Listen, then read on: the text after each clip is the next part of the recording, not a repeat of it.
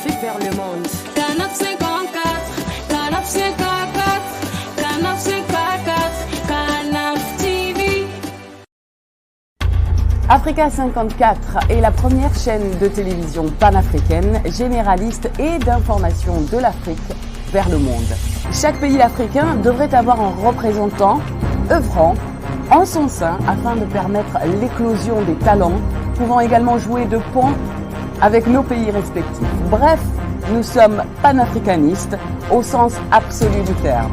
Canal Africa 54, dans sa devise, la première chaîne généraliste, culturelle et d'information de l'Afrique vers le monde.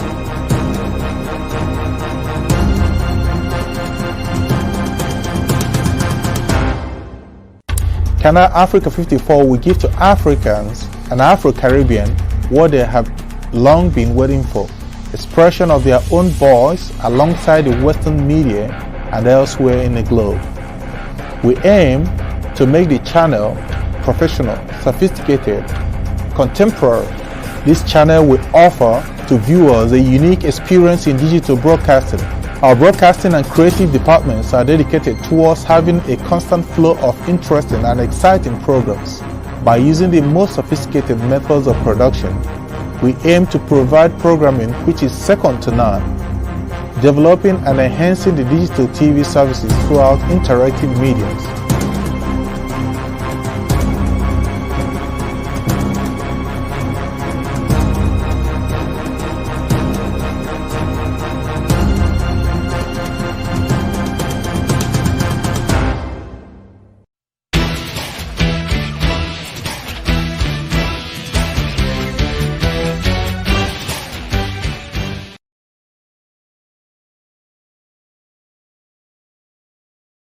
Bonsoir et bienvenue à Géopolitique. C'est votre émission qui vous permet justement d'analyser des événements à travers le continent africain. Ce soir, nous allons toujours, encore une fois, parler de la chute de ces héros de patriotes africains, de ce patriote tchadien Idriss Déby, le maréchal. Le maréchal Idriss Déby est tombé sur le champ de bataille, comme nous l'avons déjà évoqué hier. Et cet homme qui est né le 18 juin 1952 et qui est décédé le 20 avril 2021 s'est consacré justement en politique dans l'armée pour défendre son pays, l'intérêt de son pays. Nous l'avons déjà suffisamment dit. Ce soir, nous allons continuer justement cette question d'analyse sur les circonstances de la mort de cet homme, de ce guerrier, de ce combattant, de ce patriote tchadien, pourquoi pas du patriote tout court, c'est-à-dire du héros africain. Il entre actuellement dans la légende. Il entre également dans l'histoire et dans la liste des héros qui ont défendu la cause du continent africain. Il a défendu le Tchad, il a défendu l'Afrique. Il n'a cessé de le dire que l'Afrique devait être indépendante. Prochainement, nous allons vous mettre des éléments, des vidéos récentes d'ailleurs pendant la campagne où il était en train justement d'expliquer aux gens la nécessité de garder l'indépendance africaine. Nous allons commencer cette émission avec trois invités. Trois invités justement africains tous, qui sont tous en Afrique. Nous les avons en duplex à partir de notre studio. Nous avons monsieur Julien Kanga, il est en Côte d'Ivoire. Julien Kanga, c'est un intellectuel qui réfléchit tout le temps, en tout cas, sur les questions relatives au continent. C'était panafricain, un panafricaniste également. Nous avons également monsieur Joseph Kambilo Beni, il est à Beni, en RDC. Ce monsieur, il vit dans une région d'atrocité où il y a la guerre, il y a des tueries au quotidien, alors que le gouvernement, justement, reste silencieux, sans solution. Enfin, nous avons M. Laurent Toniquier, qui est au Bénin, ce chroniqueur politique, cet analyste politique, qui nous a justement donné le tableau hier de la situation réelle au Tchad. Ce soir, il nous a concocté encore d'autres informations récentes sur les circonstances de la mort du maréchal Idriss Déby Itno. Nous allons commencer cette émission. Tous les invités sont en place. Je vais commencer par vous faire entrer justement M. Tony Kies. Également, M. Tony Kies, bonsoir. Bonsoir René Kitoko, bonsoir à tous les autres invités de cette émission. Bonsoir à ceux qui nous suivent, bien évidemment. Voilà, le panel est déjà établi, nous sommes tous là. Nous allons commencer justement tel que nous avons préparé cette émission ensemble. Mais c'est Tony Kies, vous qui êtes analyste politique, vous qui êtes au Bénin, hier nous avons parlé, en tout cas en 1 heure d'émission, des conditions, des circonstances dans lesquelles monsieur le maréchal est tombé au fond. Est-ce que vous avez des nouvelles informations ce jour? Merci René Kitoko, je n'ai pas pour le moment d'autres informations. Toujours est-il que c'est vrai qu'une rumeur a circulé depuis hier qui faisait état de ce que l'actuel président, en tout cas le président de la transition, le général Mahamat Idriss Déby Itno, aurait été tué par son grand frère Zekaria Idriss Déby Itno. C'est une information qui n'est pas vraie, une fausse information qui a circulé. Et il faut préciser que Mahamat Idriss Déby Itno est toujours en place au Tchad maintenant et continue de gérer, en tout cas diriger le Tchad depuis hier, depuis le décès de son père. L'autre chose qu'il faut retenir, c'est que c'est dit aussi que hier nous disions que ce n'était pas évident que Mahamat ait le problème à la tête du Tchad parce que on a comme l'impression qu'il avait le soutien de la France. Et j'ai insisté sur le fait que si Mahamat Idriss Déby Itno était en position au Tchad et qu'il n'avait pas de problème, n'avait pas été inquiété, cela montre clairement qu'il y a une force qui est derrière et qui, à un moment donné, peut-être se serait débarrassé de son frère Idriss Déby Itno comme se débarrassant d'un allié ou un ami gênant. Donc voilà un peu ce qu'on peut retenir. Mais il faut préciser clairement que à l'étape actuelle des choses, Mahamat Idriss Déby Itno continue de gérer le Tchad. Il est installé pour la transition, comme on l'a dit pour Joseph Kabila par le passé, mais qui a fini par faire des années à la tête de la RDC. Donc, on se demande si Mahamat Idriss Déby Itno fera évidemment juste quelques mois, les 18 mois de transition, ou bien il sera à la tête du Tchad pour toujours. Et voilà un peu le constat qu'on peut faire. De toute façon, au Tchad, tout se passe actuellement. Les commerces ont repris, la circulation a repris, plus ou moins. Les quelques personnes qui ont encore peur sont chez elles. Mais toutes les activités ont repris facilement. Et l'essentiel, c'est que il n'y a pas de tension pour autant actuellement au Tchad. Tout a repris progressivement. C'est comme si rien n'était passé, quoi. Rien ne se passait. Oui, justement.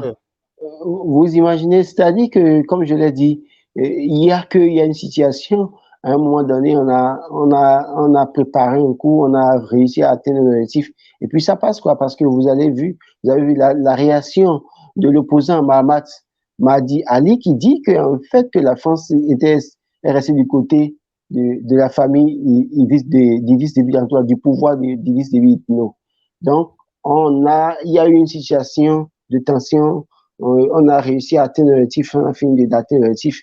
Et puis bon, quand on finit d'atteindre l'objectif, écoutez, laissons tomber tout et puis continuons comme si de rien n'était. C'est pratiquement comme ça, c'est l'impression qu'on a aujourd'hui quand on est à N'Djamena. Ok, nous allons revenir sur cette réflexion pour voir s'il n'y a pas une certaine lassitude également de la part de la population qui n'en voulait plus, en tout cas de l'homme. Hein. Ça peut aussi expliquer cela. Est-ce que le peuple ne veut pas plus de l'homme? Attendons de voir. En tout cas, comme je l'ai dit depuis hier, les prochains jours nous édifieront beaucoup plus. Même si le peuple ne voulait pas de Idriss Déby Itno, le peuple n'a pas pour autant de pouvoir de se débarrasser d'Idriss Déby Itno. D'accord. C'est ce qu'on ne comprend pas. Parce que n'oubliez pas que Idriss Déby, quand on fait les élections, quand vous regardez les élections depuis 1996, 2001, 2006, 2011, 2016, Idriss Déby a toujours gagné les élections. Et de quelle manière? Quelle manière? Oui, mais justement, aussi, hein. les peuples en Afrique n'ont aucun moyen pour faire face à une dictature. Les peuples en question ont supposé des moyens de finir avec des dictatures quand des puissances étrangères ont la possibilité de se débarrasser de ces dictateurs et on dit que c'est le peuple. Au fond, les peuples n'ont pratiquement pas les moyens parce que le système qui est mis en place, même soutenu par ces puissances, ne permettent même pas à cette population d'avoir raison des dictatures. ou des dictateurs. D'accord. Alors, nous allons parcourir en tout cas ce duplex avec d'autres invités, ce live en tout cas. Je vais prendre M. Julien Kanga. M. Julien Kanga, vous Oui. en Côte d'Ivoire, comment vous avez perçu, comment vous avez reçu, comment vous avez compris justement la chute comme ça, la mort au fond du maréchal Idriss Déby Itno? D'accord, René. Je voudrais déjà saluer tout le monde, tous les auditeurs et aussi les panélistes qui sont présents sur Canal 54. Moi, de mon analyse, ça ressemble plus à un assassinat qu'à un coup d'État. En fait, j'ai vu les images. Allô? Oui, nous vous écoutons. Allô? Nous vous Voilà, écoutons. j'ai vu les images, j'ai lu les comptes rendus qui ont été faits des circonstances dans lesquelles le président Idriss Déby est mort. Mais bon, je suis un peu sceptique. Je ne suis pas un expert en balistique ou en situation de guerre, mais je ne sais pas s'il y a beaucoup de personnes qui, dans une zone de combat, auraient eu une dépouille aussi propre. Parce que pour ce que nous avons pu voir sur les réseaux sociaux, la personne du défunt président ne présentait pas beaucoup d'impact de balles, à moins qu'on nous dise que ce soit un sniper ou alors que les rebelles qui étaient à bonne distance aient pu le viser avec un pistolet. Donc, moi, déjà, pour la thèse de mort au combat, je mets sans griffe. Je peux comprendre qu'il est mort dans une zone où il y avait des combats, mais c'est soit simplement quelqu'un de sa garde rapprochée qui a dû l'éliminer. Des informations que nous avons reçues, il serait fort probable que ce soit une vengeance personnelle d'un membre de sa garde rapprochée. Maintenant, est-ce qu'il y avait derrière une main baladeuse d'une puissance coloniale? Est-ce qu'il y avait derrière une main baladeuse des rebelles qui attaquaient le pays? Je ne sais pas. Je ne pourrais pas me prononcer vraiment avec certitude. Mais pour ce qui concerne les personnes avec qui j'ai pu échanger sur le sujet, déjà, pour nous les Africains, toute mort est douloureuse. Voilà, toute mort est douloureuse, que la personne est bien agie ou mal agie. La mort met un terme à ses projets, à ses ambitions, et il y a toujours des gens qui souffrent de la mort de quelqu'un. Même si la personne a eu des actions ou un palmarès de dictateur ou quelque chose dans ce genre, il y a toujours des gens qui en souffrent. Et puis, il faut aussi comprendre que l'homme Idriss Déby, jouait sur plusieurs fronts. Il était aussi bien partenaire de la France et quelqu'un qui travaillait à tenter de stabiliser une zone qui était fortement instable. Il avait sur un côté les djihadistes, d'un autre côté Boko Haram, il avait des rébellions internes, il y avait des crises ou des guerres en Centrafrique. Il y avait beaucoup de choses pour lesquelles ou dans lesquelles le président Idriss Déby était impliqué. Il faut saluer le courage de l'homme parce que c'est avant tout un homme, mais aussi il faut savoir tirer les leçons de la façon dont certains panafricanistes conduisent leur politique intérieure et leur politique extérieure. Moi, j'aurais vraiment apprécié que cet homme-là se retire, peut-être à l'occasion de ces dernières élections, qu'il observe son pays pendant 5 ou 10 ans et au besoin, il pouvait revenir avec beaucoup plus de gloire ou bien être un conseiller très écouté des chefs d'État, qu'ils soient africains ou occidentaux. Voilà un peu mon analyse à chaud de cette situation-là. C'est vraiment beaucoup de tristesse, hein. C'est vraiment beaucoup de tristesse parce que j'entrevois une grosse déstabilisation de la région. Ça va apporter beaucoup d'eau au moulin aux différents groupes armés et aux différents djihadistes qui pullulent dans la zone. Et c'est pas fait pour arranger les peuples du Tchad, de la Centrafrique, du Cameroun et d'autres. Voilà un peu ce que je peux dire pour l'instant. Alors, en Côte d'Ivoire, au niveau du peuple, la population, comment les gens ont accueilli, comment les gens quelle a été la réaction du peuple ivoirien en général lorsqu'ils ont appris que Ethno est tombé au front? J'insiste là-dessus parce que vous savez, nous tous, nous avons appris, nous avons lu, nous avons constaté tous le conflit ivoirien qu'il y avait eu en Côte d'Ivoire, hein, entre le Nord et le Sud. Il y avait eu ce genre de conflit, mais on n'a jamais vu un chef d'État aller au front. Cet acte, cette attitude d'aller au front, affronter l'ennemi,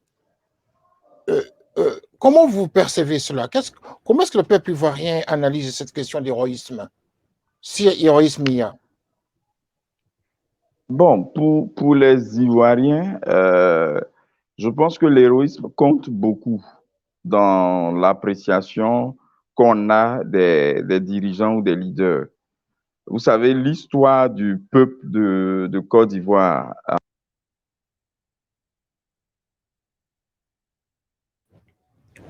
Voilà, il y a un petit souci. L'image est flottante pour le moment.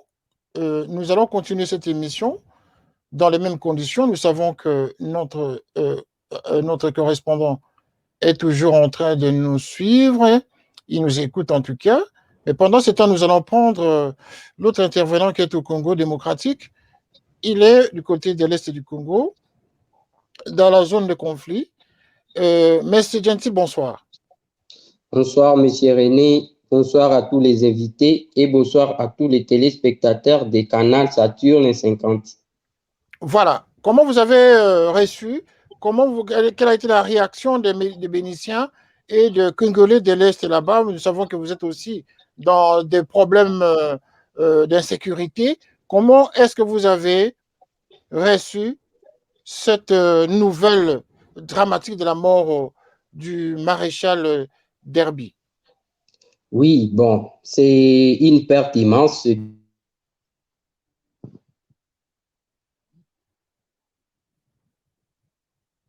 Oui, c'est une perte immense. Là, là. On a un petit souci aujourd'hui, là. Hein? C'est une perte immense et le son est parti. Donc, Monsieur Julien, vous êtes là? Oui, je suis là, je suis là. Alors, continuez sur votre lancée tout à l'heure. Donc, j'expliquais que ici, le courage politique et le courage tout court est en fait une qualité morale qui est fortement appréciée parce que pour ceux qui se souviennent, en 2002, lorsque les rebelles avaient attaqué en Côte d'Ivoire, notre président alors était en Italie et il est rentré. Là où on lui proposait de rester tranquillement en France ou de rester tranquillement dans les pays occidentaux, il a décidé de rentrer pour se mettre, pour prendre, je dirais, la tête Là vous faites de allusion à l'armée. Laurent Gbagbo, hein? C'est Laurent Gbagbo, hein, son Exactement, temps, hein? oui, je parle bien de Laurent Gbagbo. Et ça a aidé les Ivoiriens à se sentir, je dirais, protégés, En sécurité, à se en sentir, confiance. voilà, en sécurité parce que le chef ne s'est pas Elle, caché, oui. mais le chef est rentré et le chef est venu commander son armée. Même s'il n'a pas pris une calasse pour se retrouver sur la ligne de front, parce qu'il n'est pas militaire de formation, mais il est rentré pour commander son armée. Et ça, c'est quelque chose qui est fortement apprécié.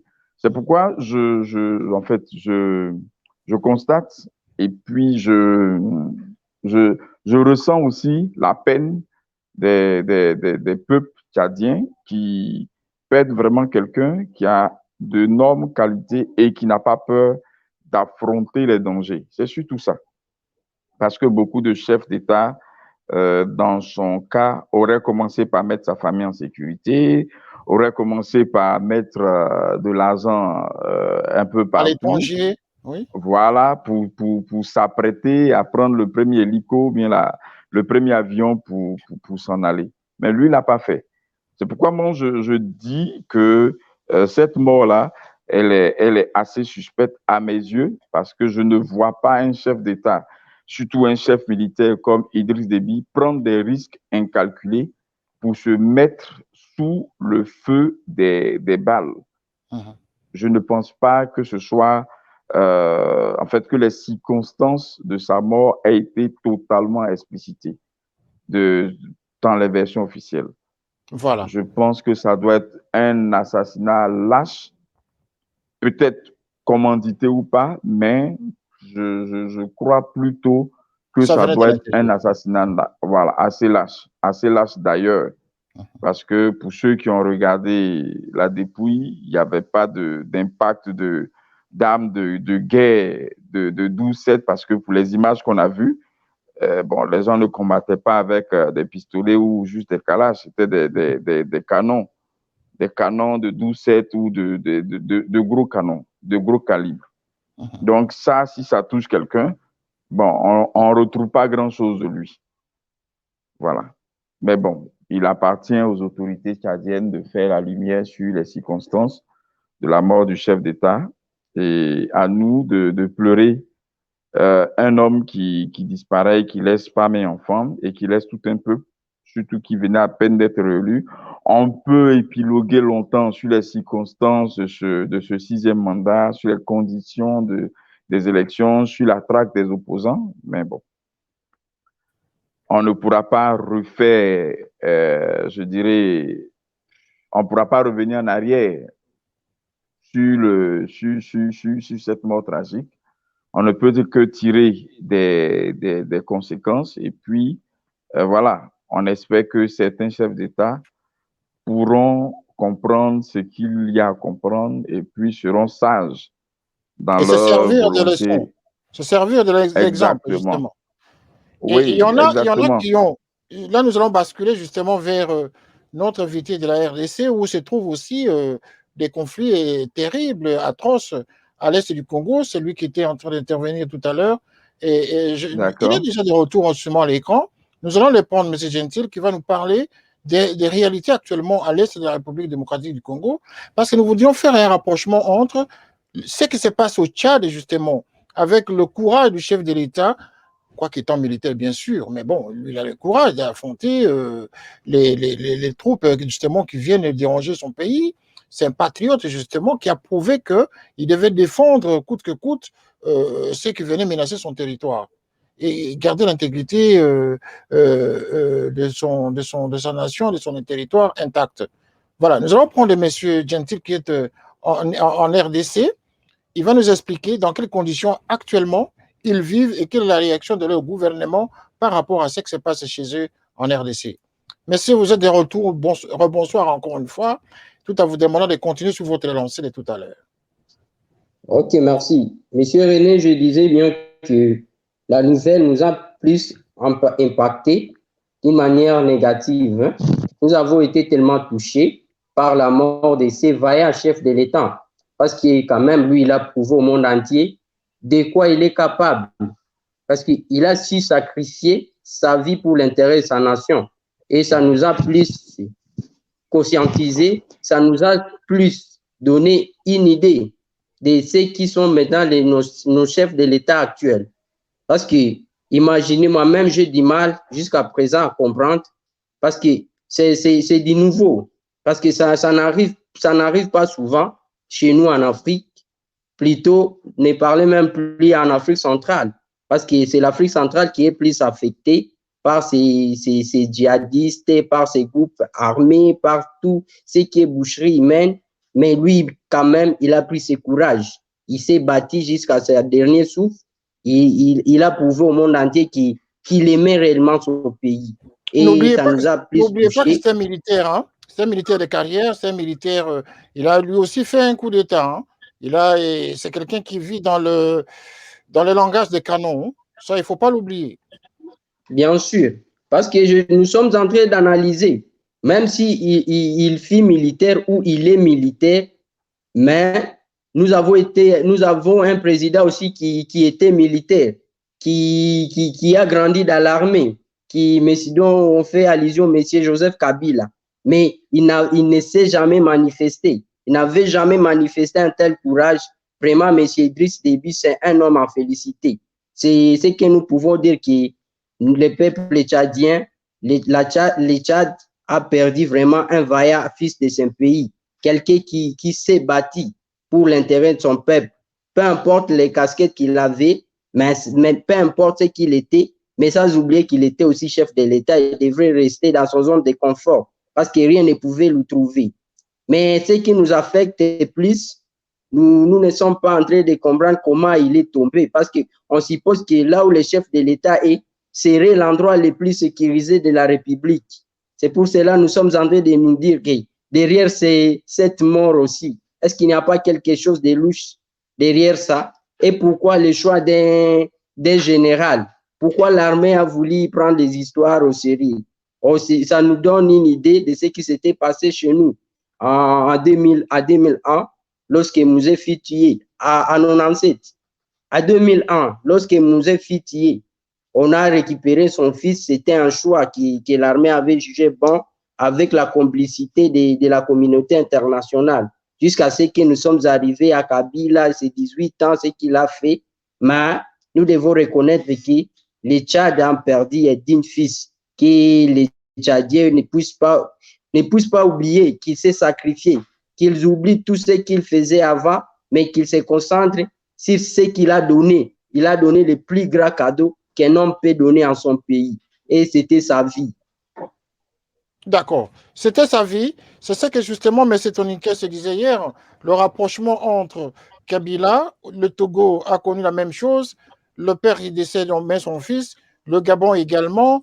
Et probablement, nous risquerions de vivre le même scénario dans d'autres pays où les anciens chefs d'État ne veulent pas quitter le pouvoir et qui attendent probablement à ce que leur progéniture prenne un certain âge de maturité pour leur céder le pouvoir. Actuellement, la Côte d'Ivoire est en train de basculer probablement vers un scénario ou un jumeau dont on parle entre guillemets qui risquerait de jouer un rôle important. Ça, c'est tout simplement pour montrer que la succession héréditaire ou la succession à la monarchie commence à prendre une autre connotation chez nos dirigeants africains. Mais c'est ton caisse. Alors, il faut dire que quand on parle de monarchie en Afrique, c'est vrai que l'Afrique, au départ, était remplie de royaumes. Donc, n'oubliez pas qu'il y a l'Empire du Mali, l'Empire Songhai, l'histoire est là. Il y a aussi au niveau de chaque pays des royaumes. Je prends l'exemple du Bénin. Il y avait le Dahomey, le royaume de Dahomey, qui était beaucoup plus caractéristique du Bénin méridional. Et donc, c'est pas comme ça que vous allez voir du côté du Nigeria, à Beokuta et autres. Quand vous allez à Lomé au Togo, il y a Tado, qui était un royaume, évidemment, qui est pratiquement l'origine des habitants du peuple du Bénin méridional. Donc, pour dire quoi, l'affaire de royauté ou de monarchie est propre à l'Afrique. Seulement que l'avènement du colon a fait que les données ont changé. Parce que le colon a voulu instaurer un nouveau mode de gouvernance de chaque pays. Encore que dans la balkanisation de l'Afrique, le partage de l'Afrique, on n'a pas tenu compte des réalités socio-culturelles et linguistiques des régions. Ce qui a fait que les séparations qui ont été faites n'ont pas respecté un certain nombre de choses où vous allez voir au niveau d'une frontière entre deux pays, des peuples qui ont été divisés. Bon, maintenant, à cela, comme je l'ai dit, c'est-à-dire que le colon, à un moment donné, a mis en place un mode de gouvernance qui est soit le socialisme, le capitalisme ou autre, et la démocratie, la révolution par endroits dans certains pays, et qui ont adopté un certain nombre de modes de gouvernance. Au Bénin, c'était le marxisme-léninisme avec le général Mathieu Kékou. Après, on a parlé de la démocratie.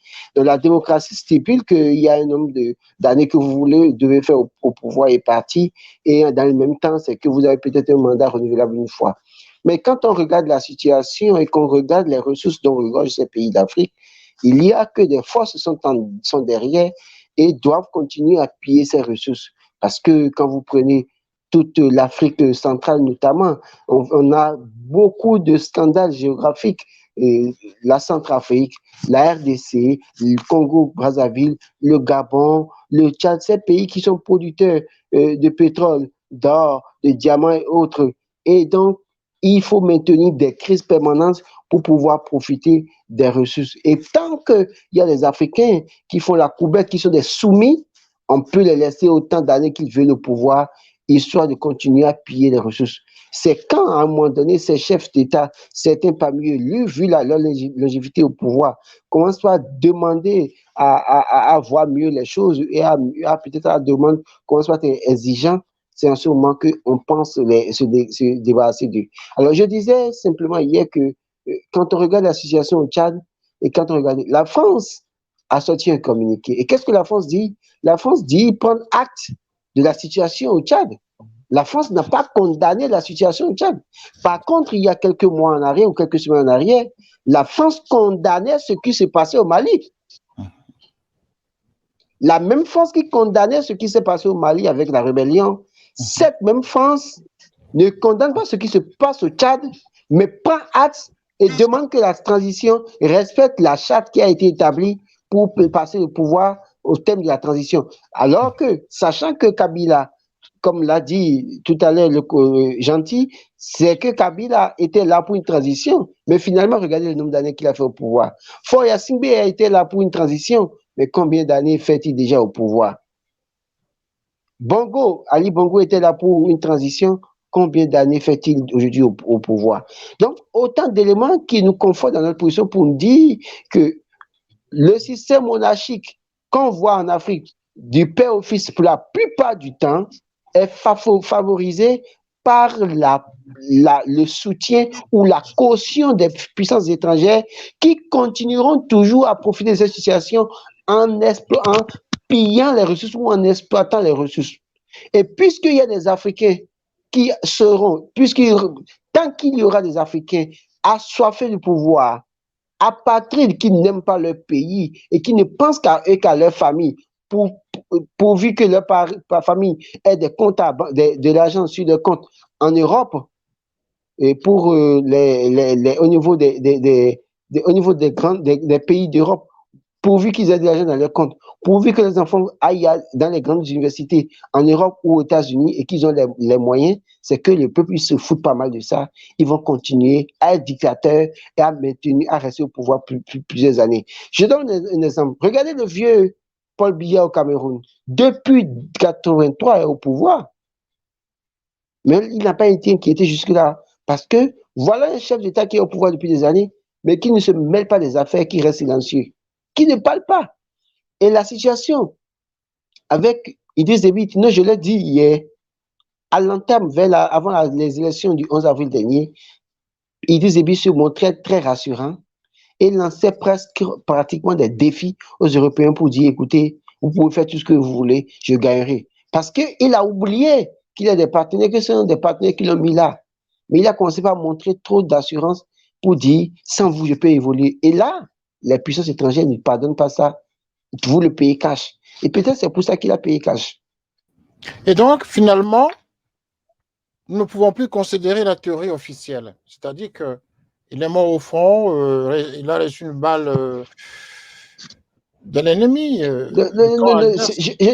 Je m'amuse à dire, si on tient compte de la théorie officielle, c'est que Idriss Déby Itno est un vaillant soldat, mort au combat, salue le héros, salue le combattant qui aime son pays. Mais au-delà de tout, nous, notre position ne nous empêche pas d'analyser les faits pour dire, mais écoutez, voilà la situation. Si les rebelles ont tué Idriss Déby Itno, cela suppose que après avoir tué le maréchal, c'est qu'ils ont le contrôle de la capitale N'Djamena et ils contrôlent désormais le pays. Mais ils ont menacé, nous avons entendu un élément sonore hein, qui donnait déjà qui annonçait les couleurs, hein, que dans les 48 heures, si jamais le conseil militaire n'arrivait pas à se dissoudre de lui-même, qu'ils vont entrer dans N'Djamena dans 48 heures. Mahamat Madi Ali s'est déjà prononcé pour dire que la France est du côté de la famille d'Idriss Déby Itno. Et je disais, moi j'attends de voir la suite d'ici la fin de la semaine pour voir si le jeune Mahamat Idriss Déby Itno n'est pas maîtrisé par les rebelles et que le mandat de Mahamat Idriss Déby Itno continue à la tête du Tchad. Cela suppose que vous comprenez simplement ce que je dis. Il y a des qui ont voulu se débarrasser d'un allié gênant, mais pour tout camoufler, on met son fils pour dire on n'est pas coupable. On n'est pas coupable. Monsieur Julien, qu'est-ce que vous en dites? Oui, la alors. théorie la théorie officielle d'une mort suite à un obus qui serait tombé, je ne sais pas moi comment on peut considérer cette attaque. Cette théorie est à rester en écoutant les analyses de ce soir. Bon, ne nous faites pas sourire avec la théorie dite officielle. J'ai suivi vraiment avec attention l'analyse du frère du Bénin. Ce que je peux dire, c'est que si dans nos pays africains, il n'y a pas de transmission de pouvoir maîtrisée, il n'y a pas de stabilité. Et la France s'arrange généralement pour que la transmission du pouvoir soit maîtrisée. Voilà. Quand elle n'y trouve pas son compte, le pays en prend pour son grade, c'est tout. Quand la France politique officielle ne trouve pas son compte dans une transmission de pouvoir, que ce soit de père à fils ou entre frères ou entre cousins, si ils ne trouvent pas leur compte, vous allez voir que, voilà, ils veulent toujours au pouvoir quelqu'un qui pourra exécuter leur programme, quitte à dépouiller leur peuple jusqu'aux os.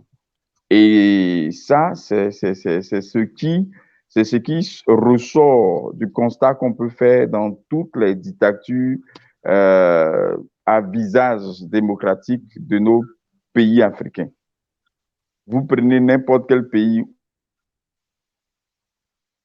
une transmission monarchique du pouvoir, celui qui vient a toujours l'aval de la France parce que sinon, les médias RFI et puis tous les autres médias France 24 vont emboucher leurs trompettes et puis ils vont chanter, ils vont se faire les chantres de la démocratie, de l'état de droit, de ce que vous voulez. Mais aujourd'hui, excusez-moi, mais il n'y a pas d'état, en fait, il n'y a plus d'état de droit dans le monde. Aucun pays, même les pays occidentaux, ne sont plus des états de droit. Une petite discrétion avec le Covid, on a vu des gouvernements suspendre des libertés publiques à la chinoise, quoi. Donc, il n'y a plus d'état de droit, il y a que les pays occidentaux ont beaucoup appris de ce que les Africains ont appliqué dans l'exécution de leur programme pour conserver le pouvoir. Les Européens sont devenus tout aussi dictateurs que les Africains. Et aujourd'hui, voilà, c'est une concurrence quasi déloyale entre l'Europe et l'Afrique à qui sera le plus dictateur. Donc, pour revenir à notre sujet, moi, je veux juste dire que si aujourd'hui, le fils d'Ebi dit la France est de notre côté, c'est que d'une façon ou d'une autre, ils ont trouvé un arrangement. On peut dire ça comme ça. Ils ont trouvé un arrangement. En d'autres termes, si nous considérons cette analyse ce soir, le maréchal n'est pas mort en héros ni en patriote. Hein? Bon, moi, je ne dirais pas qu'il n'est pas mort en héros parce que, de toute façon, il a été tué pour quelque chose. Il a été éliminé pour une raison, qu'elle soit connue ou pas, il a été éliminé pour une raison, parce qu'il gênait forcément quelqu'un. Est-ce que c'est le peuple qui l'a lynché? Non. Est-ce que ce sont les rebelles qui sont descendus en colonne pour attaquer la capitale qui l'ont tué? Je dirais non. Parce qu'un obus de mortier ou bien un canon 12-7, ça ne laisse pas juste une petite entrée sur le corps de quelqu'un. Voilà, les experts militaires sont mieux placés pour nous dire comment est-ce que de telles armes détruisent ou bien explosent le corps humain. Donc, il y a quand même, si les gens ne veulent pas insulter notre intelligence, il y a quand même un discours autre que celui qu'on nous sait, qu'on doit pouvoir dire aux Tchadiens. Peut-être que dans l'immédiat, ça peut provoquer des remous, des troubles, une chasse aux sorciers, beaucoup de choses, mais avec le temps, il faut qu'ils puissent dire la vérité au peuple tchadien parce que ils méritent de connaître la vérité sur les vraies circonstances de la mort de leur chef d'État. Mais bon, ça, c'est la politique intérieure tchadienne, c'est à eux de voir ce qu'ils font. Mais pour ce qui est de la France, quand elle prend acte d'une situation, c'est qu'elle a déjà balisé le terrain, elle a déjà pris des attaches, on lui a déjà donné des gages de ce que leurs intérêts ne seront pas menacés. Et puis, en ce moment, elle prend acte. Maintenant, tout ce qu'elle dira pour faire pression, pour qu'il y ait des élections libres et transparentes, pour qu'il y ait une transmission du pouvoir civil, c'est juste pour ajouter une couche de pression à ceux qui sont là. Voilà, pour leur dire, si vous ne garantissez pas toujours nos intérêts, on agite la fibre de la dictature, de la monarchie, et puis bon, voilà, on commence à vous noircir dans les médias, et puis tout le monde va commencer à vous voir en diable, comme on dit chez nous ici. Donc, c'est un peu ça. Jusqu'à aujourd'hui, jusqu'à maintenant, la France tient l'Afrique. Et on s'en souviendra? On s'en souviendra également de la manière dont Thomas Sankara a été assassiné le 15 octobre 1987. C'est dans presque la même configuration. La France devrait jouer toujours le même jeu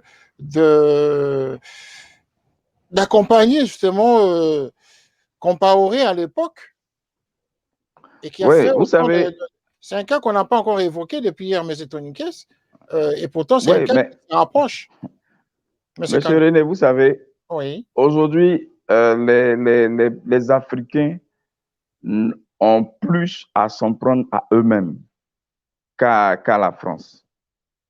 Pas parce qu'elle ne joue pas le rôle qu'elle joue, mais parce qu'on trouve des Africains pour prêter le flanc à des dictatures importées et imposées. Si la France cherche parmi les leaders africains des gens pour vendre leur pays et que tout le monde refuse, est-ce qu'ils vont prendre un Français pour l'imposer président de la République?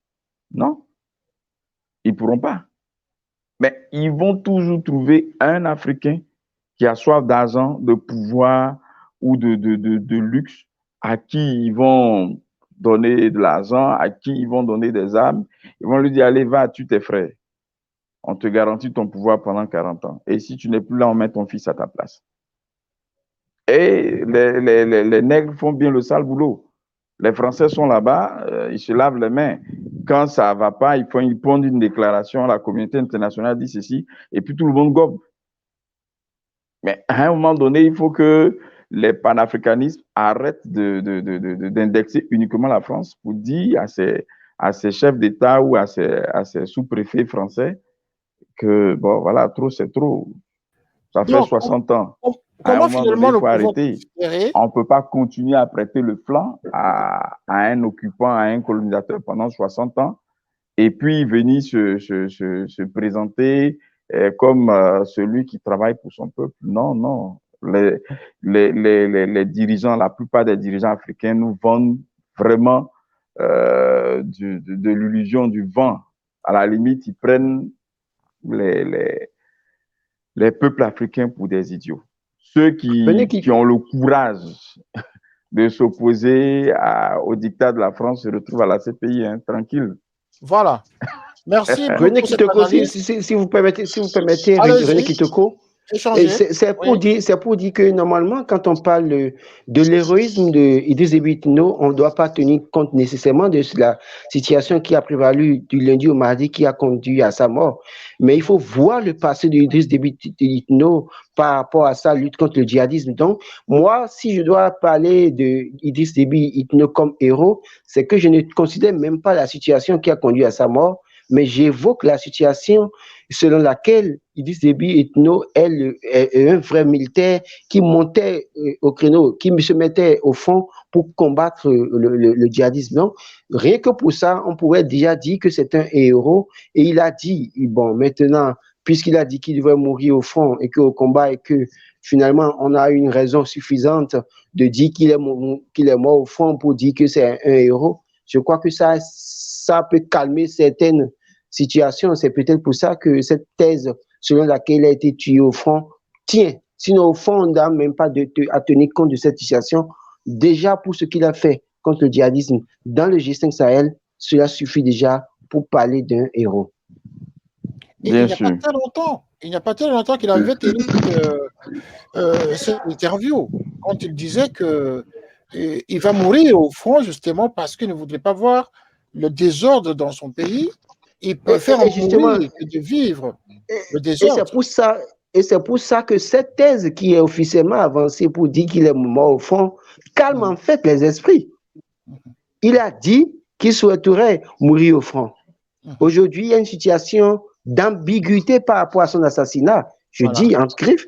Maintenant, on trouve la formule, parce qu'il avait déjà dit ça, on trouve la formule de dire qu'il est mort au front pour conforter ce qu'il a dit. Et ça calme les esprits partout. Vous allez voir partout, tout le monde évoque cette thèse. Il a dit qu'il va mourir au front, il est mort au front, c'est un héros. Fondamentalement, moi je ne tiens plus compte de cette situation, mais je tiens compte de ce qu'il a été par le passé contre le djihadisme. Je tiens compte de ce que, bien qu'étant allié de la France, sans pouvoir peut-être comprendre une certaine réalité, a commencé par combattre le djihadisme. Et comme je l'ai dit hier, aussi longtemps que quelqu'un voudra mettre fin au djihadisme, il voudra alors mettre fin au pillage des ressources de ces pays du G5 Sahel. Et comme ça, celui-là bouscule les intérêts, il faut se débarrasser de lui. Monsieur Gentil, en RDC, votre réaction? Oui, monsieur. Oui, monsieur René. Mais franchement, moi, lorsqu'on est en train de condamner trop la France dans ça, moi, j'ai dit qu'on condamne beaucoup. Parce qu'en Afrique, nous avons une très grande institution qui est l'Union africaine. En principe, tout Africain devrait se pencher à l'Union africaine. La déclaration de l'Union africaine n'est que l'Union africaine n'a présenté que ses sincères condoléances, n'a pas condamné cet acte, parce que ce n'est pas bien. Les pouvoirs, après la mort d'Idriss Déby, en principe, on devrait donner les pouvoirs aux civils, mais ce sont les militaires qui viennent, qui prennent les pouvoirs, qui étaient avec lui en front, parce qu'on ne sait pas tout ce qui s'est passé en front. Jusqu'à présent, il y a une source officielle qui dit qu'il est tombé au front parce qu'il a été assassiné par des rebelles. Moi-même, je me dis, si c'était les rebelles, pourquoi ce n'était pas les rebelles qui étaient les premiers d'annoncer sa mort? Mais c'est le gouvernement tchadien qui a été les premiers. Jusqu'à présent, même les rebelles n'ont pas encore revendiqué qu'ils ont tué Idriss Déby. Moi-même, je me dis, pourquoi le silence de l'Union africaine aussi? Parce qu'en principe, tous les pays africains devraient s'élever pour dire trop, c'est trop. Nous ne veulent plus les pouvoirs aux militaires. Les militaires sont là juste pour servir le peuple. Mais les pouvoirs, c'est pour le peuple. Ce sont la démocratie. Les pouvoirs pour le peuple. Pourquoi ne pas appliquer ça? Mais tous les pays, même ses voisins, les voisins du Tchad, aucun pays n'a condamné. Aucun chef de l'État n'a condamné. Mais nous voulons que ce soit la France qui condamne, qui a eu coup d'État, que ce soit l'Union européenne, que ce soit la communauté internationale, mais nous oublions que nous avons une très grande institution en Afrique, qui est l'Union africaine. Malheureusement, ça tombe mal ça me fait aussi mal lorsque c'est notre chef de l'État qui préside cette grande institution actuellement. J'ai lu son message, mais moi, je savais qu'il va condamner cet acte, parce que c'est un acte qui ne doit pas passer en puni. Parce que pourquoi les militaires? Pourquoi ces choix-là? Dans quelques heures, on a mis son fils. Pourquoi? Même les militaires ne veulent même pas se dire que trop, c'est trop. Mais, et c'est lui, il y a une version, j'ai suivi la RFI ce matin, disant que le président de l'Assemblée nationale du Tchad, c'est lui qui devrait assumer la présidence de la République au cas des pouvoirs du pouvoir, au cas des vacances du pouvoir. Mais il y a une source, selon la RFI, qui dit qu'il a refusé. Mais la RFI, heureusement, elle a été très prudente en disant qu'elle n'a pas encore reçu une information officielle de la part de ce monsieur qui est le président actuel de l'Assemblée nationale du Tchad. Dit-on que lui a refusé, qui, compte tenu de son âge, ne doit pas assumer le rôle de président de la République. Mais moi-même, je me dis, mais il y a les autres qui devraient le faire. À part lui, il y a les autres. Oui. Voilà, merci en tout cas pour cette intervention. Là, moi, je vais venir directement à M. Julien pour une minute ou deux, à reprendre cette réflexion de Gentil à partir de la RDC, qui fait allusion au silence de l'Union africaine, qui est une institution africaine. Normalement, les chefs d'État africains devraient justement, comme seul homme, adopter une attitude, soit de condamnation ou d'accompagnement. Comment expliquer ce silence de l'Union africaine en général alors?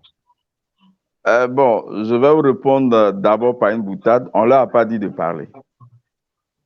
Voilà. Ah. Ils n'ont pas reçu d'instructions ni de la France, ni des Occidentaux pour qu'ils répondent, pour qu'ils parlent. C'est-à-dire que l'Union africaine n'est pas indépendante.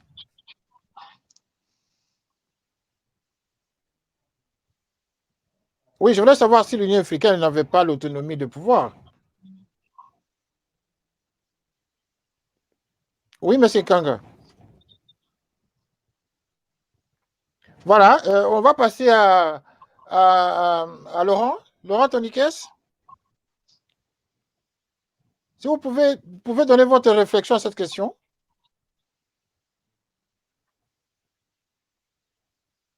Ah wow. Alors, je suis en train de parler moi-même sur le plateau. Essayons de réagir à cette question, mes chers amis. Oui, je réponds déjà. Voilà. Alors, quand je suis gentil, je me demande, mais l'Union africaine, c'est qui? Ben, c'est l'ensemble des États africains. Des chefs d'État, mais excusez-moi beaucoup, je vais être direct. Nous sommes en face des chefs d'État mal élus, pour la plupart. Quand vous regardez le système, le mode d'élection de ces chefs d'État d'Afrique, de l'Afrique de l'Ouest, de l'Afrique centrale, de l'Afrique australe, la plupart, c'est des chefs d'État mal élus qui ont reçu la caution de certaines puissances pour être président de leur pays. Et puisque même ils s'adossent à un système pour gouverner leur pays, ils n'ont pas d'autre choix que de se taire quand même il y a des dysfonctionnements dans certains pays. Ne demandez pas à un Ouattara de se prononcer sur la situation au Tchad, sachant que dans son pays, tel que l'élection s'est présentée, n'est pas de la plus belle des manières. Ne demandez pas à un Alpha Condé de la Guinée-Conakry de se prononcer, alors que la situation telle que ça s'est présentée dans ce pays, l'élection a été mal organisée.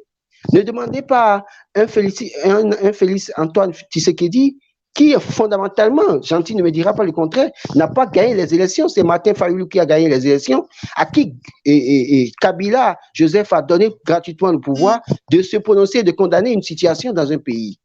Donc, l'Union africaine, c'est qui? C'est en partie des chefs d'État mal élus qui, fondamentalement, ne peut pas se prononcer une situation parce qu'ils ont fort à faire, ils ont des choses à se reprocher également. Donc, quand on regarde cette situation, je crois que l'Union africaine, et comme l'a dit Julien, on ne leur a pas dit de parler. Et tant qu'on ne leur dit pas de parler, ils ne peuvent pas se prononcer. Ils attendent que le maître leur dise ce qu'ils doivent dire. Peut-être que le maître envoie le texte à lire pour condamner en partie une situation. Mais fondamentalement, est-ce que l'Union africaine a une certaine légitimité pour autant avec ces chefs d'État que nous avons, qui ne peut pas se prononcer? Vous demandez, est-ce que c'est Paul Biya qui va condamner la situation au Tchad? Le jour où Paul Biya condamne la situation au Tchad, c'est qu'il réveille les Camerounais qui finiront par sonner le gars pour dire maintenant, tout c'est trop, tu peux partir. Et quand vous allez en Guinée équatoriale, c'est pas au bien qui va se prononcer sur cette situation. Le juge se prononce pour condamner une situation au Tchad, c'est que vous demandez aux Équato-Guinéens de se soulever contre lui et de le faire partie du pouvoir. Donc, quand on parle de l'Union africaine aujourd'hui, je crois que même cette institution est à réformer. Et au niveau de l'Union africaine, qui est le président de la Commission de l'Union africaine? N'oubliez pas que c'est un Tchadien. Alors, dans ces conditions, qui peut oser prendre la parole? Sachant que votre poste est menacé. C'est ça la réalité. Là, vous avez fait allusion tout à l'heure au président Tshisekedi de la RDC. Dans vos analyses, vous avez parlé de trio Tshisekedi, Kabila et M. Fayulu. Vous aussi, vous ressortez cette analyse qui soupçonne qu'il y a eu un deal entre Kabila et Tshisekedi pour lui passer le pouvoir, où Tshisekedi avait démocratiquement gagné la sélection. Je crois que ce soir, nous avons la chance d'avoir avec nous un Congolais de la RDC qui peut se prononcer la situation. Les résultats sortis des unes donnaient Martin Fayulu. Et Martin Fayulu était une menace pour Joseph Kabila s'il prenait le pouvoir. Mais il fallait s'entendre et faire le deal. Heureusement qu'aujourd'hui, Félix Antoine Tshisekedi a compris qu'on lui a donné, qu'on lui a mis l'accord de cou et il s'arrange pour enlever discrètement l'accord du son cou pour pouvoir régler les problèmes du Congo, de la RDC. Donc, la réalité est là. Je crois que les chefs d'État que nous avons en Afrique, pour la plupart, c'est des gens qui profitent d'une situation, qui sont au pouvoir, qui ne peuvent pas dénoncer les situations à côté. Ne demandez pas à Faure Gnassingbé du Togo, qui a un problème avec Agboué Kodjo, qui a gagné les élections selon quelques chiffres reçus, mais qui n'a pas pu diriger, que Faure a repris le pouvoir, d'aller dénoncer une situation au Tchad. Le jour où il dénonce, c'est les Togolais qui se mettent dans la rue pour dire, écoute, si toi tu dénonces de l'autre côté, ça veut dire que toi-même tu n'es pas clair. Et donc, ce silence de certains chefs d'État montre à suffisance que même ils sont soit mal élus, ou soit eux-mêmes ils sont mal placés pour pouvoir dénoncer des situations en Afrique. Alors, Gentil, vous avez, M. Tonikes venait de vous interpeller directement par rapport à la situation du chef de l'État de votre pays. Est-ce que, il est vrai que ce n'est pas l'objet de l'émission, mais tout simplement parce que c'est votre président actuel qui dirige l'Union africaine et que dans la définition ce soir, pendant cette émission, on sous-entend que l'Union africaine n'a pas de pouvoir absolu, ne dirige rien presque.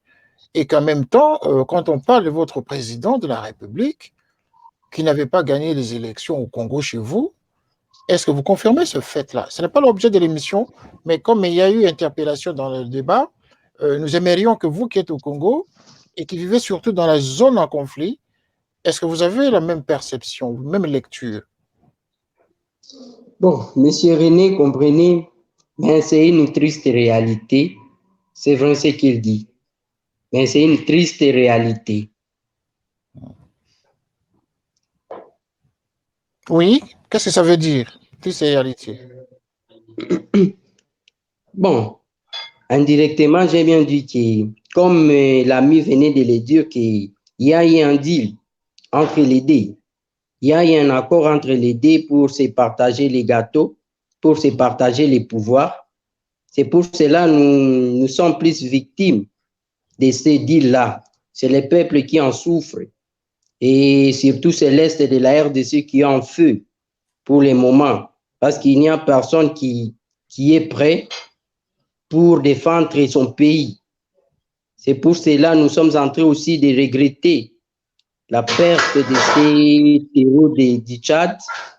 Nous avons dit, ça nous donne une idée qu'en Afrique, même si notre frère venait de le dire, même s'ils ont été nommés, ils ont été mis par les grandes puissances, mais quand même, il y a des hommes qui peuvent s'élever. Lui, c'est un dictateur. Aujourd'hui, il est héros, mais avant, il était dictateur.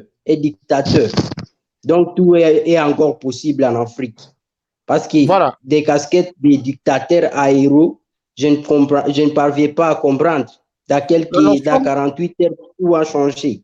On verra bien probablement dans 48 heures, tout va changer. La notion d'héroïsme ici, c'est dans nos débats ici à Canal Africa 54. C'est nous qui faisons cette allusion à son acte héroïque et à son esprit patriote d'avoir défendu coûte que coûte le territoire tchadien et sa bravoure en tout cas manifeste.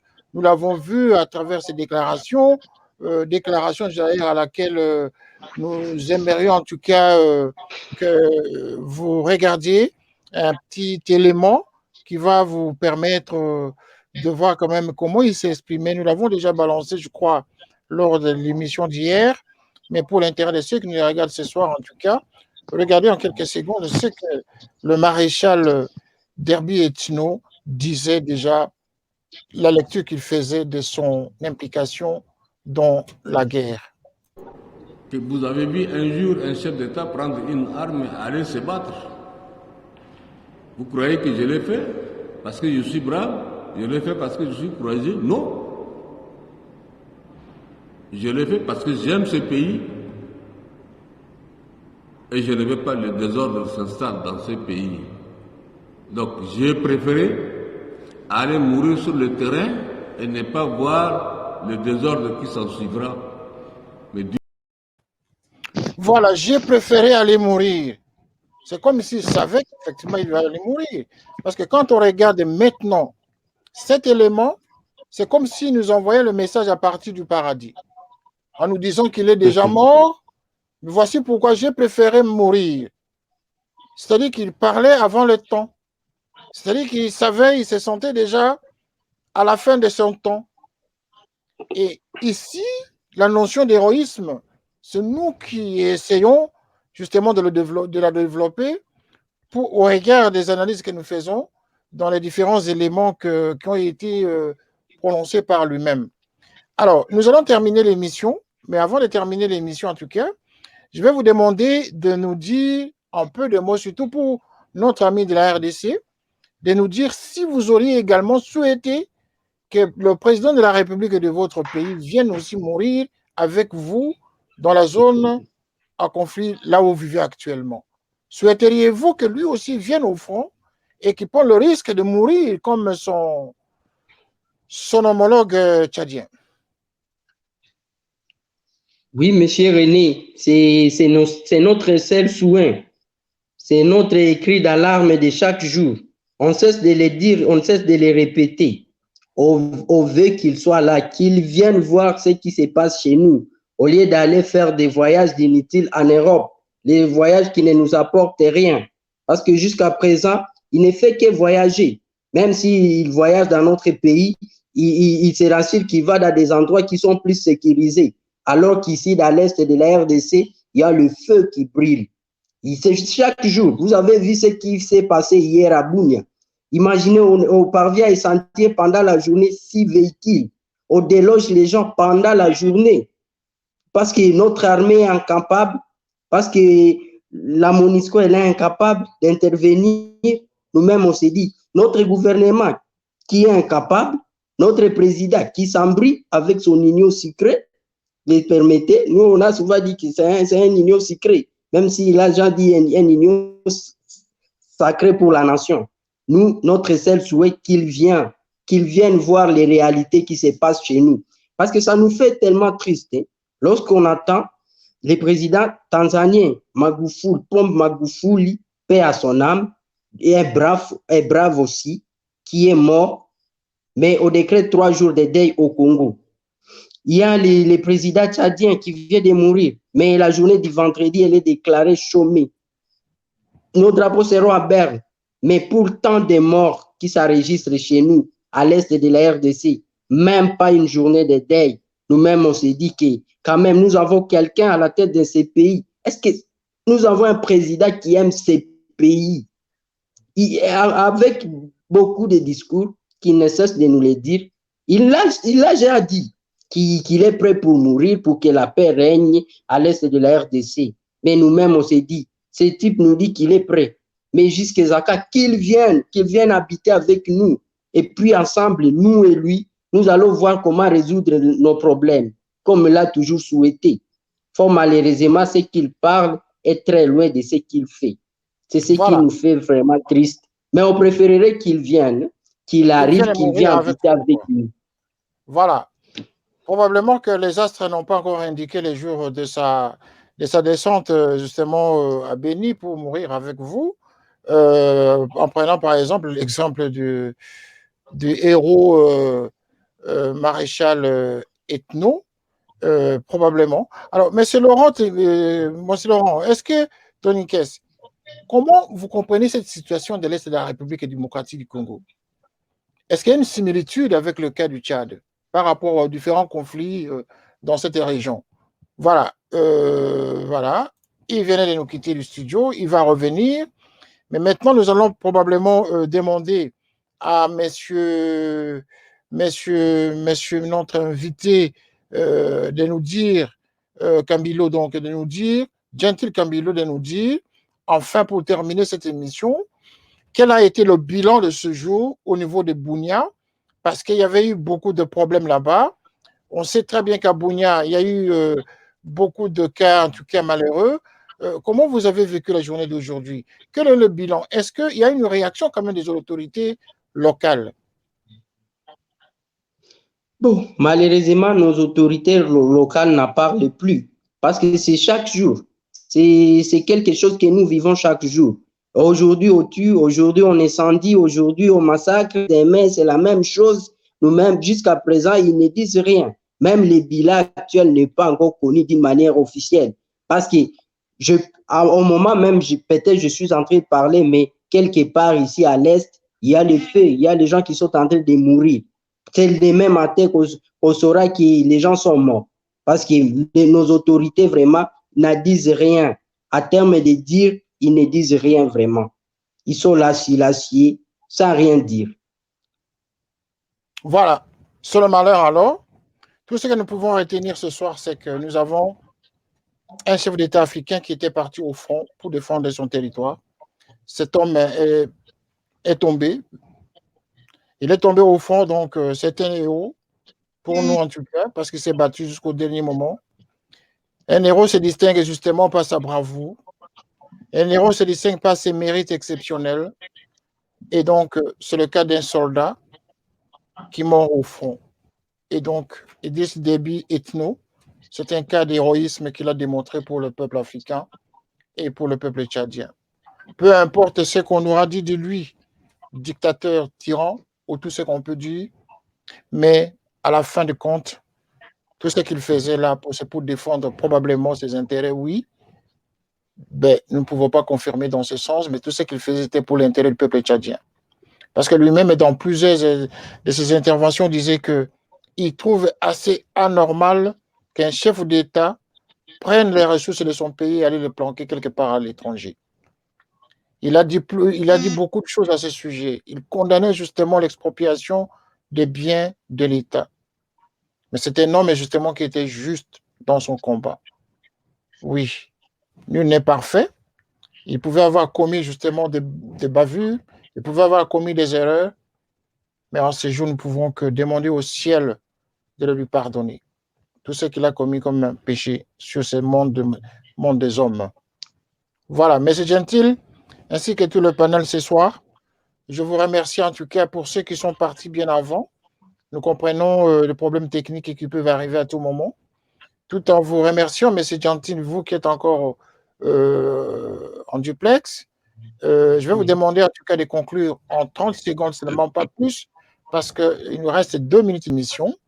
Je vais vous demander en 30 secondes de donner votre dernier mot. Ok, merci. Je dirais que la mort d'Idriss Déby, que ça serve une leçon à tous les chefs de l'État, surtout à notre président, le président Félix Tshisekedi. Il doit se servir, il doit prendre une leçon. Il y a quand même un homme qui s'est battu jusqu'au dernier souffle, qui a dit trop c'est trop. Il ne doit pas être à l'aise lorsqu'il y a sa population qui est en train de souffrir. Il devrait rester dans ses villas, dans sa résidence, sécurisée. Mais il a pris ses risques et il a prouvé au monde entier qu'il aimait réellement de son pays. Le seul cadeau qu'il peut nous faire aussi, nous, on ne le demande pas de venir se faire tuer ici, mais nous le demandons qu'il vienne, qu'il intervienne, qu'il vienne habiter ici, comme il a toujours promis, qu'il réalise sa promesse. C'est ce que nous demandons seulement à notre chef de l'État, que la mort d'Idriss Déby lui serve une leçon. Merci. Voilà, que la mort d'Idriss Déby serve de leçon au président de la République démocratique du Congo, un pays qui traverse également le problème de guerre à l'Est, l'insécurité en tout cas, où les populations sont en train de vivre des cauchemars à tous les jours. Voilà, nous avons ainsi terminé, M. Gentil. Merci d'être venu à cette émission. Merci pour votre disponibilité, ainsi que tout le panel du Bénin, ainsi que de la Côte d'Ivoire, ainsi que vous-même qui êtes en RDC. Merci. Les conditions de vie, les conditions de sécurité sont difficiles pour vous, nous les avons. Merci en tout cas pour votre engagement citoyen à vouloir communiquer et nous dire justement ce qui se passe en République démocratique du Congo. Merci, messieurs, et à très bientôt. Au revoir. Voilà, nous sommes à la fin de cette émission. Je remercie tous les téléspectateurs. Je remercie également tous ceux qui nous écrivent pour réagir à cette émission. Merci. Nous avons encore d'autres débats au courant de la semaine, en tout cas, autour de cette question liée à la mort du maréchal Idriss Déby Itno. Cet homme est-il héros? Est-il patriote? Nous avons déjà débattu là-dessus. Chacun donc peut tirer les conclusions qui sont les siennes. L'analyse que nous faisons ce soir justement pour éclairer au peuple justement africain comment nous devrions considérer nos chefs d'État africains de quelle manière nous pouvons les accompagner ou pas, et quel est le regard qu'eux, ils ont du pouvoir qui leur sont conférés par le peuple. Qu'est-ce qu'ils en font, le pouvoir qu'on leur donne? Ce sera la question. Donc, le monsieur de la RDC nous a parlé de Tshisekedi qui doit normalement les rejoindre parce qu'il aurait promis à ce peuple-là.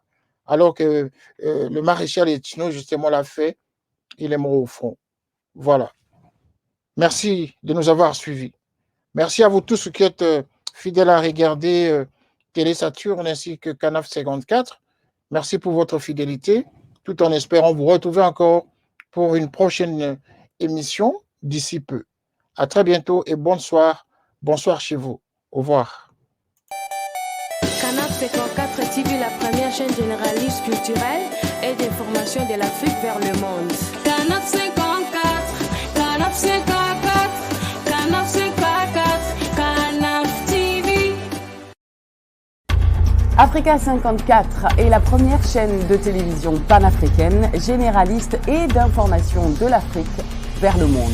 Chaque pays africain devrait avoir un représentant œuvrant en son sein afin de permettre l'éclosion des talents, pouvant également jouer de pont avec nos pays respectifs. Bref, nous sommes panafricanistes au sens absolu du terme.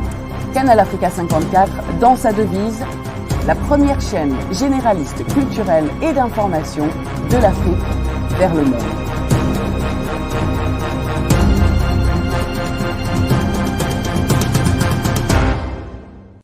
Canal Africa 54 will give to Africans and Afro-Caribbean what they have long been waiting for, expression of their own voice alongside the Western media and elsewhere in the globe. We aim to make the channel professional, sophisticated, contemporary. This channel will offer to viewers a unique experience in digital broadcasting. Our broadcasting and creative departments are dedicated towards having a constant flow of interesting and exciting programs. By using the most sophisticated methods of production, we aim to provide programming which is second to none, developing and enhancing the digital TV services throughout interactive mediums.